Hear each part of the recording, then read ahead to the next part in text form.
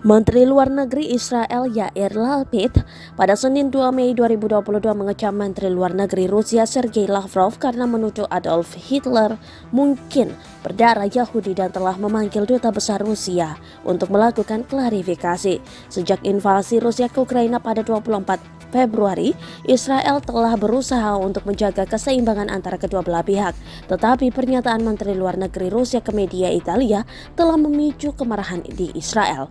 Moskwa sebelumnya mengatakan ingin demilitarisasi dan denazifikasi Ukraina.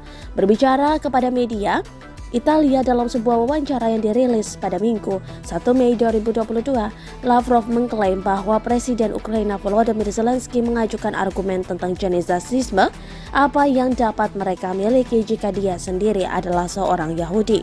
Dilansir dari AFP, Lavrov menurut transkrip yang diposting di situs Kementerian Luar Negeri Rusia kemudian menambahkan, "Saya bisa saja salah, tetapi Hitler juga memiliki darah Yahudi." Lapid dalam sebuah pernyataan dari Kementerian Luar Negeri Israel tentang pernyataan serius mengutuk komentar tersebut. Pernyataan Menteri Luar Negeri Lavrov adalah pernyataan yang tidak dapat dimaafkan dan keterlaluan serta kesalahan sejarah yang mengerikan, kata Lapid.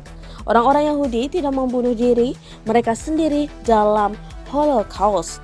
Tingkat rasisme terendah terhadap orang Yahudi adalah menuduh orang Yahudi sendiri antisemitisme, ungkap dia. Menurut pernyataan itu, Kementerian Luar Negeri Israel telah memanggil duta besar Rusia untuk Israel guna dilakukan pertemuan klarifikasi. Dani Dayan, Direktur Yad Vashem, Pusat Peringatan Holocaust Dunia di Israel, juga mengkritik pernyataan Lavrov, menyebut hal itu sebagai pernyataan tidak berdasar, delusi dan berbahaya yang pantas untuk dikutuk.